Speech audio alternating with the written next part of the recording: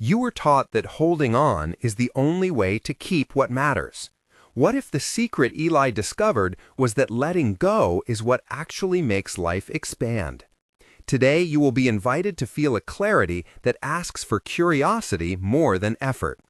Before we go on, take one slow breath now as if you are exhaling something you no longer need to carry, noticing the tiny space that opens between two heartbeats. In older contemplative traditions, this turning is called surrender, and in practical psychology, it becomes a method of attention and reorientation. This is not an invitation to give up what you love. It is an invitation to stop being defined by the tension around it. Would you be willing to look for a different kind of strength that arrives when the grip loosens? Picture a small stone held tightly in the palm until the skin blanches and the arm trembles. Now imagine setting it down and feeling the weight of the arm return to the body as a warmth rather than a strain. Stay with me, and by the end, you will have a simple exercise to practice the next time fear of loss presses against your throat, and a map of how Eli moved from fear to a life that felt more awake. Let us begin. Eli grew up believing that worth was measured by possession and performance. His mother kept lists taped to the refrigerator, and his father spoke about progress like it was a ledger that never balanced. There was a house on a corner with a plum tree whose fruit was never eaten but always admired, because to eat would be to admit scarcity of appreciation. As a child, Eli learned to count achievements like currency and to wrap his identity around outcomes. Later, he moved to a city where glass buildings made him feel transparent and small. For years, he chased promotions until one autumn night when a routine email felt like an indictment and he woke with his hands clenched around nothing and the taste of metal in his mouth. His turning began not with a dramatic loss, but with an accumulation of tiny exhaustion points. A lullaby hummed at midnight that he could not remember, a friend who left a dinner early unannounced, a morning when his reflection looked like a stranger. In his mid-30s, Eli met a woman named Maya, who kept a small notebook of daily curiosities.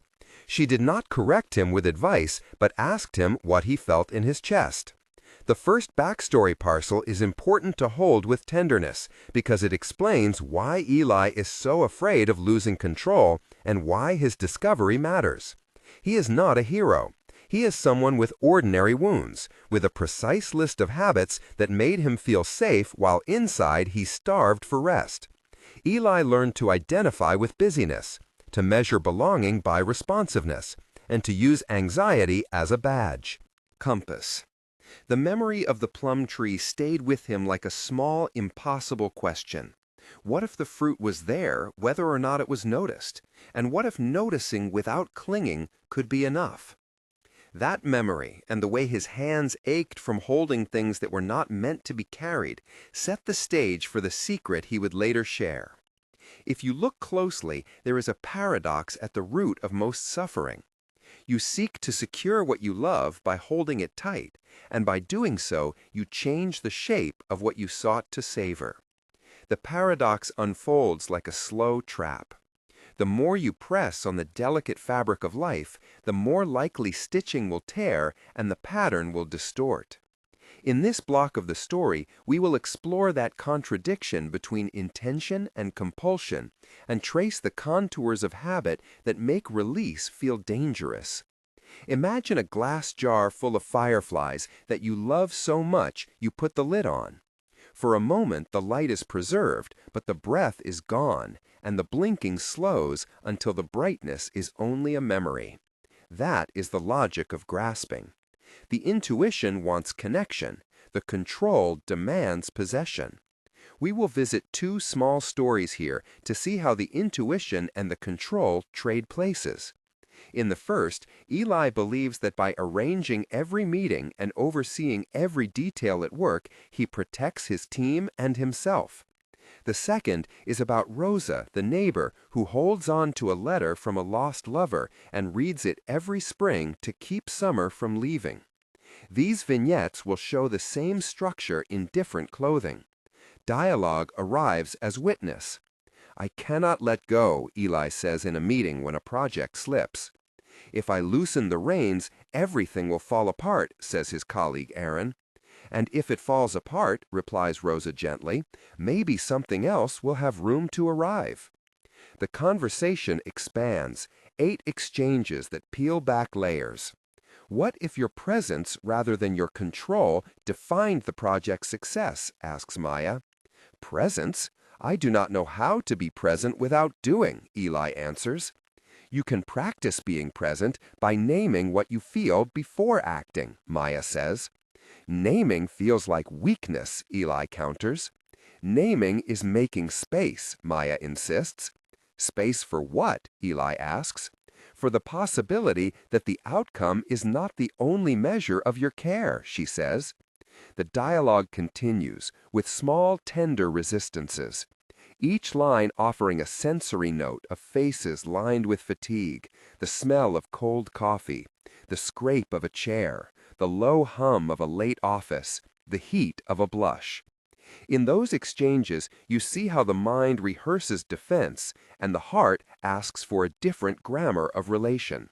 We now step toward a clear teaching that blends ancient insight and modern research.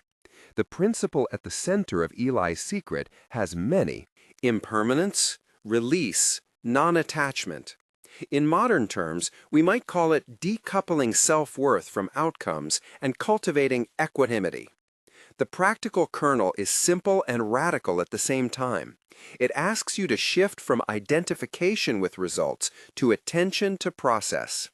I will sketch the idea briefly, cite the lineage that supports it, and then translate it into a set of accessible practices you can use this week. Think of intention as the seed and attachment as the overzealous gardener who will not let the plant sway. The seed needs water and light and time. Attachment plucks the shoot to test its resilience. Traditions of contemplative practice instruct us to notice the impulse to cling as it arises, and to bring a gentle curiosity rather than judgment. Psychology offers evidence that when we change how we respond to stress, we alter the neurochemistry of fear and reward. Mindfulness studies show that pausing before reacting reduces amygdala reactivity and increases prefrontal regulatory patterns. We do not need to know all the science to practice, but it helps to understand that change is not magical. Notice how the word intention appears as a thread. You orient before you act. You plant a compass inside your chest and you consult it. This is not about passivity. It is about aligning energy with values and letting time participate. For clarity, consider a short experiment. The next time someone interrupts you in a conversation, pause one breath, name the sensation in your body, like pressure in the throat or heat at the jaw, and then choose whether to speak or to listen. That choice, repeated, rewires habit. Here, a brief technical description is useful. The 3-step process is observe, name, choose. Observe means to bring attention to the sensation or thought without trying to change it for at least 5 seconds. Name means to label the experience with a single word, like anger, fear, or tightness. Choose means to make one small, intentional action that aligns with your values. This descriptive protocol helps people slip out of autopilot and into responsive presence. Stories ground theory in flesh. Let us watch Eli in 2 scenes that move from stiffness to a slow opening. The first is a workplace crisis. Eli is the project lead and the team missed a deadline. The office is a low-lit room with a stale smell of leftover lunch and the buzz of fluorescent lights. The exchange that follows is detailed and includes 8 to 10 turns. "We lost a day," says Sam, anxious. "We lost 2 weeks," Eli replies, fingers tapping the desk like a metronome. "Can we recover?" asks Leela, voice small. "Yes, if we all refocus," Eli answers instantly, voice sharpening. "Refocus how?" Nina interjects. "By working longer hours," Eli replies, eyes hard. "Is exhaustion a strategy?" asks Jacob, the team's elder. "It is a fix," Eli insists. "Fix is break," Jacob says softly. "Then what do you propose?" asks Aaron. We clear task ownership and communicate boundaries, Eli says. Boundaries cost time, Sam counters. Boundaries are a form of care, Maya, who sits quietly, offers. Care for whom? Someone challenges. For ourselves and the project, Maya says. The tension is palpable. The air tastes metallic. The fluorescent light makes faces waxy. The coffee is bitter on Eli's tongue. Through the conversation, Eli experiences a shift when he actually notices the tightness in his shoulders and names the fear that has been speaking through urgency. That small naming interrupts the chain of reaction and opens a different path. It does not solve everything, but it allows different responses to enter. The descriptions here include the hum of the fluorescent light, the clack of keys, the scrape of a chair, the acrid scent of coffee, and the dampness in the back of the throat that often signals anger or panic. A second story is more intimate. Rosa, Eli's neighbor, has boxes of items sorted by memory in her small kitchen. She keeps a jar of seashells on the windowsill and a postcard from a trip she took in her 20s. One night, the heat is heavy. A cicada hums outside, and Eli hears Rosa crying softly. He knocks, and she invites him in. I keep this because I think if I throw it out, I will lose her forever, Rosa says, fingers tracing a faded photograph. Is remembering the same as keeping the thing alive? Eli asks. Sometimes, she says, but sometimes the memory becomes a chain that keeps me from living now. Their dialogue unspools gently over 8 exchanges. I am afraid that if I let go, the feeling will vanish, she confesses. Feelings come and go, whether we hold them or not, Eli replies, surprised at his own steadiness. But letting go feels like betrayal, she whispers. What if it is an act of trust instead? Eli offers. The kitchen smells of lemon oil and old wood, the light at the window is low and gold, and the scrape of a cup on a saucer punctuates a silence. In these sensory details, the scene becomes a practice field for the lesson that letting go can be an act of generosity to oneself because it returns energy to life rather than burying it in specialized grief. At the point where you are likely to be moved, I will ask you to pause. If this touched you at all, stop for a moment and breathe. I know how it is to fear that something valuable will slip through your fingers.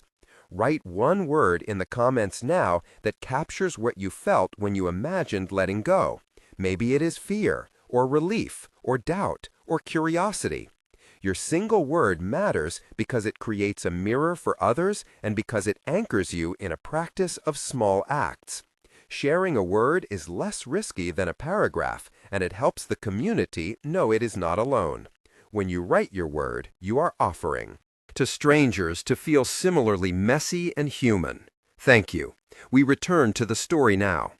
Practical techniques are central because ideas without concrete methods dissolve into inspiration that evaporates.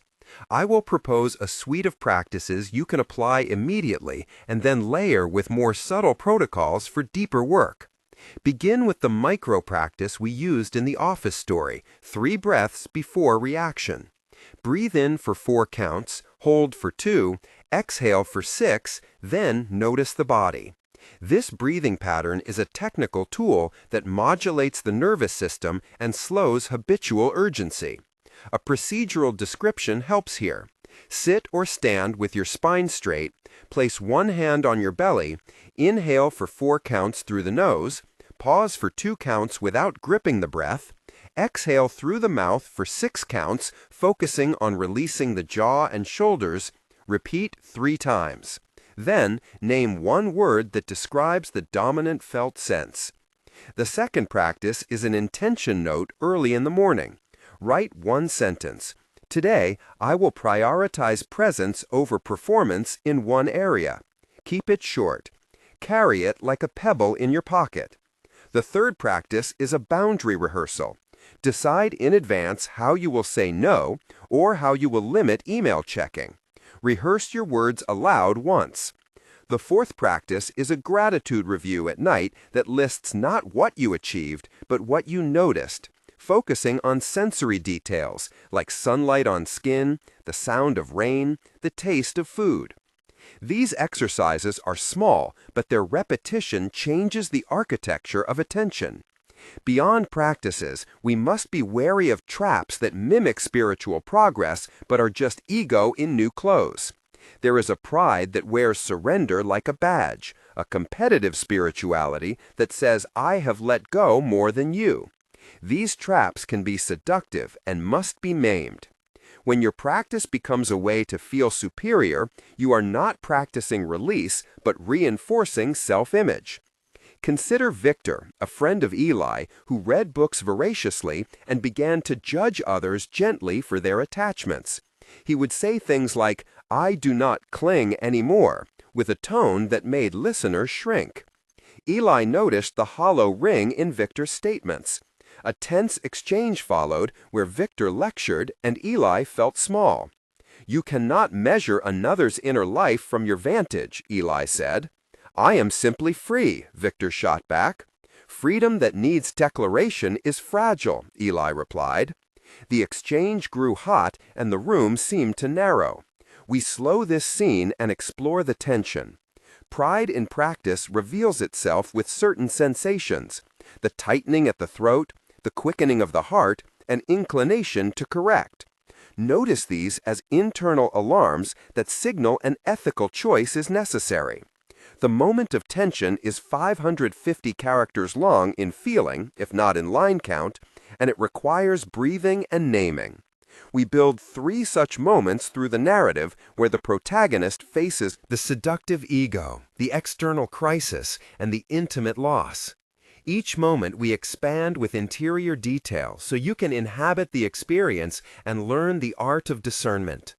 We now bring attention to modern life where technology and networks complicate letting go.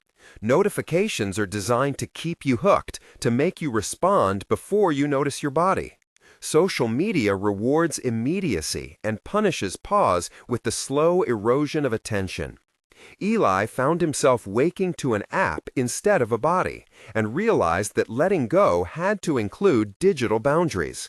He created a ritual: phone on airplane mode during meals, notifications off during morning practice, a 1-hour social media check block. He noticed significant changes within weeks. The city around him is sensory-rich and deserves description. The rumble of buses, the smell of bread from a corner shop, the flash of neon, the sharp cold of a winter morning, the texture of wool gloves on his hands. He learned to connect with place in a manner that anchored him outside the timeline of likes and comments. An application practice here is simple. Designate one context each day where you refuse to be reactive to digital stimuli. It can be 5 minutes of song without your phone, a walk without a device, a meal with another person where no screens are present. The technique is procedural and it rewires the cues that once triggered compulsive checking. This section includes a descriptive technical paragraph of 300 characters explaining how to set do not disturb schedules and priority exceptions on typical devices in a way that preserves emergency contacts while reducing noise. Loss and transformation demand a large part of our attention because they show what is possible when the old forms cannot be sustained. Eli experienced a loss that was neither catastrophic nor small. His father became ill and the rhythm of days changed into a sequence of caretaking tasks and waiting rooms. The hospital smelled of antiseptic and coffee. The fluorescent light hummed. The paper gowns rustled. In a room with cold linoleum underfoot, Eli sat and felt fear bloom like a rumor. Here we will place 3 separate moments of tension, each around 500 to 600 characters, where time elongates and the interior world is compressed into a few actions and sensory impressions. The first moment, when the doctor says complications are possible, Eli hears the words like distant thunder. The second moment, the night he slept in a reclining chair and awakened at 2 a.m. with a panic that the world had narrowed to a single lamp, He learned the language of vulnerability. The third moment occurred after his father passed, when objects in the house had the power to summon grief with the weight of memory. Each moment is given a careful, slow observation of bodily sensations, of the taste of metal, the dryness behind the eyes, the tremor in hands, the way time stretches thin. These sequences are not melodrama, but a pedagogical space where the reader learns that grief is not a problem to be solved, but a teacher that asks you to be present with your own heart. Backstories complement present moments. We have given you Eli's early life sketch. Now we also relate a second backstory of Maya in roughly 800 to 1,000 characters because she is a co-protagonist. Maya grew up in a coastal town where the rhythm of tides taught her that life always shifted. Her mother taught her to watch the horizon and to keep a small list of things that made the day tender. Maya left to study architecture and discovered pattern and proportion in both buildings and breath. She once lost a mentor in an accident and learned that grief did not diminish her capacity to love, but changed the shape of attention. In the city, she began to collect tiny rituals that acted like anchors. A cup of tea before work, a list of 3 colors she noticed each day, a journal entry that lasted no more than 3 sentences. These rituals kept her rooted and patient, and they were what allowed her to hold Eli without trying to fix him. Maya is practical yet gentle, someone who knows how to be consistent without prescribing for others. Her backstory explains why she has the capacity to ask a simple question at the right moment instead of rushing to an answer. That history is integral because it shows how relational practices are often the context in which individual changes unfold. A subplot enriches the main journey and extends the theme. Meet Victor, who resents the idea of letting go because to him it feels like yielding power. He is in his late 40s, runs a consultancy, and prides himself on always being in control. That subplot will run about 2,000 to 3,000 characters and will examine his arc from conviction to a begrudging recognition of the limits of leverage. Victor organizes his life on spreadsheets and thrives on certainty. When a client leaves unexpectedly, he lashes out, sending long emails at night and then regretting them. His tension moments are loud and public. Eventually, a personal crisis forces him to face fragility, a health scare that makes him wait on a hospital bed and realize that the spreadsheets cannot predict every turn. In a scene of confrontation, Victor and Eli have a conversation that demonstrates the cost of domination. "I cannot trust others to do it right," Victor says. "Trust is not abdication," Eli answers. "Trust is a skill," Maya adds. Victor resists, tries a breathing practice, and experiences a strange loosening. It is slow and not fully resolved, but the subplot provides contrast. It shows that letting go is not one size fits all, and that some people need to be persuaded through experience rather than argument.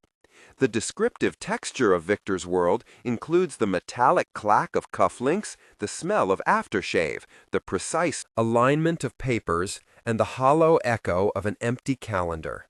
Another required subplot is the antagonist's journey, which I will render in 2,000 to 3,000 characters.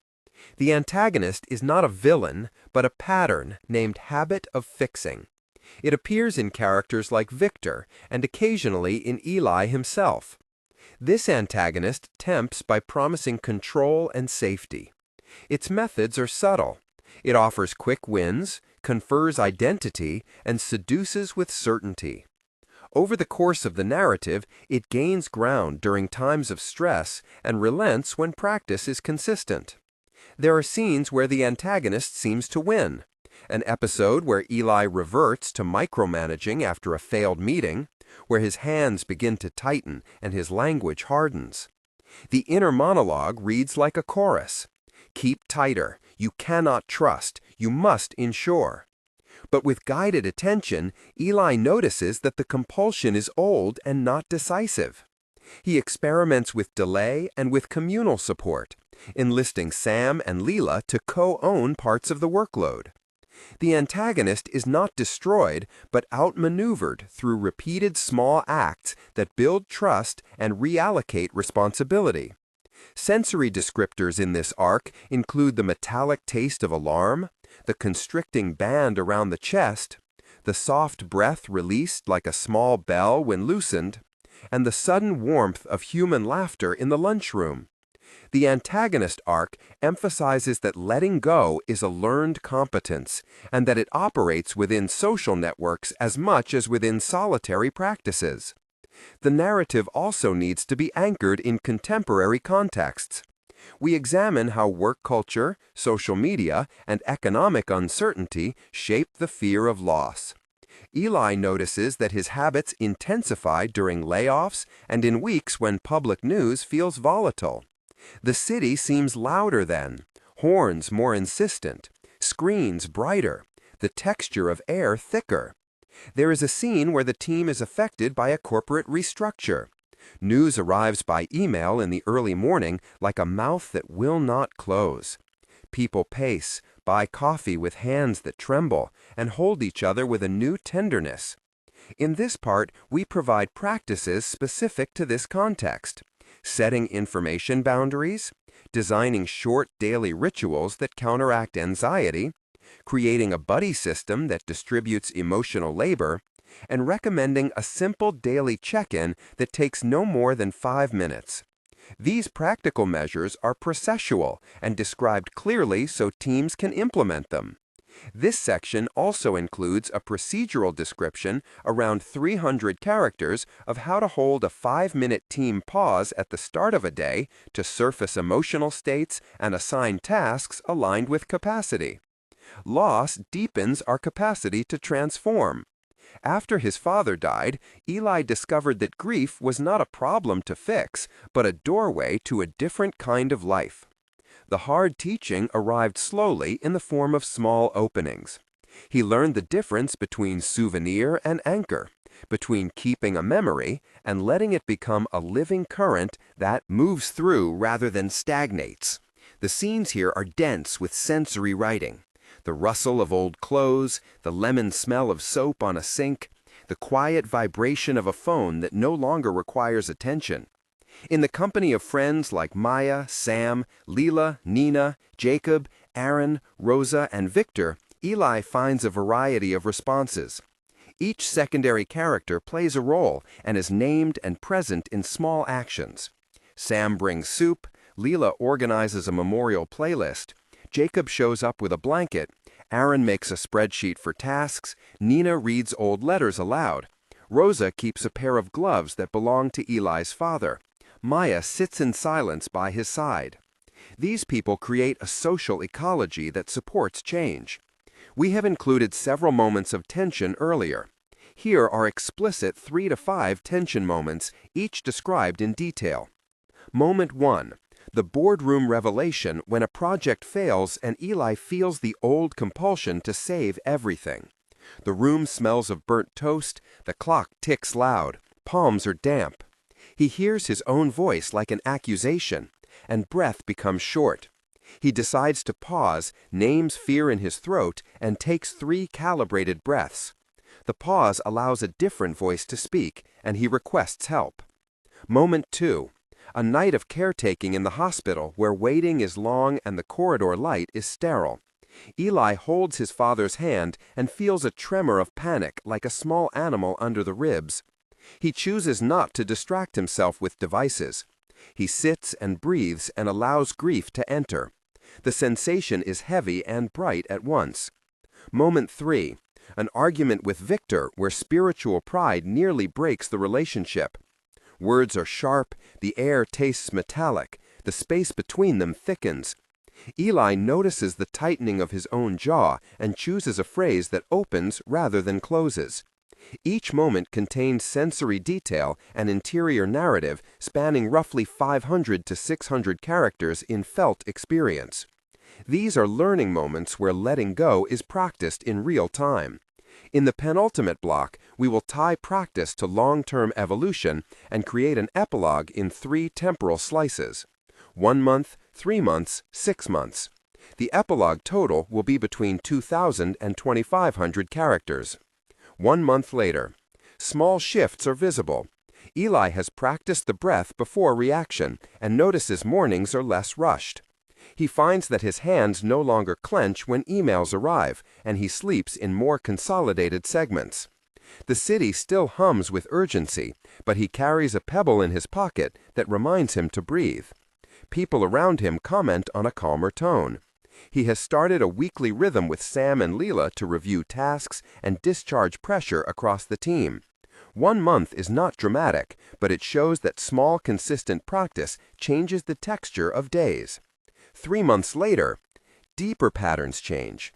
Eli notices he can hold ambiguous outcomes without defining himself by them.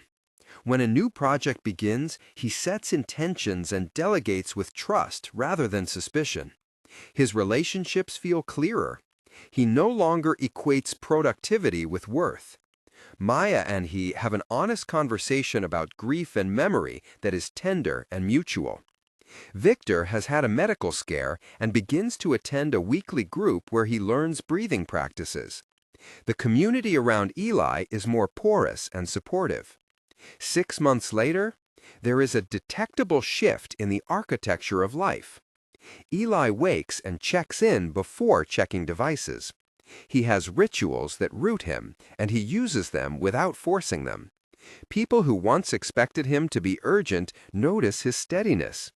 The loss of his father remains a present river that informs his tenderness, not a wound that always needs attention. He is less reactive, more present, more able to choose. The city still sounds and the world still moves, but he lives with more space inside. These 3 moments form a careful arc showing realistic time-based progression and invite the reader to imagine change that is neither instant nor indefinite. Before we close, there are a few cautions and guides.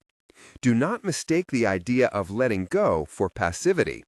Letting go is an intentional act that requires courage, naming, and sometimes community. Do not confuse surrender with resignation. Surrender is an alignment, a willingness to accept reality while choosing how to respond. Beware of spiritual pride. Practice with humility and test your experience with trusted people rather than with social performance. Use digital tools to structure your boundaries. Use simple metrics like sleep, mood, and the quality of your relationships rather than productivity alone to assess change. When improvement plateaus, consider seeking a therapist or mentor.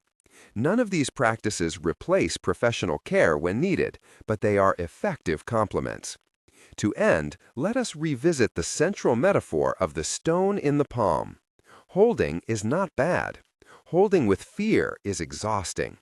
Choosing to put the stone down and tend the garden teaches you how to be present with what matters without being consumed by it. The final practice I leave you with is a 3-minute exercise you can do daily. Sit quietly. Place one hand on your heart and another on your belly. Inhale 4 counts, hold 2, exhale 6 counts. Name aloud one feeling and one intention. The feeling might be tired, anxious, or grateful. The intention might be to listen, to be kind, to create. Repeat 3 times. This ritual harvests attention and redirects energy from grasping to tending. If this story and these practices helped you, consider subscribing to receive more reflections and practical steps that blend contemplative wisdom and everyday life. You will find resources, longer guided practices, and community conversations that can support you in developing these habits. Before we part, one last thing. Letting go is not the end of care. It is the opening of more room. To love without imprisonment. Go slowly. Practice with curiosity. You do not need to arrive at perfection. Small acts repeated become a life. Discovering Eli's secret was not a single revelation, but a daily choice to place the stone down and to notice how the hand regained its warmth. If you are willing, take a breath now and ask yourself which stone you are carrying that is ready to be set down.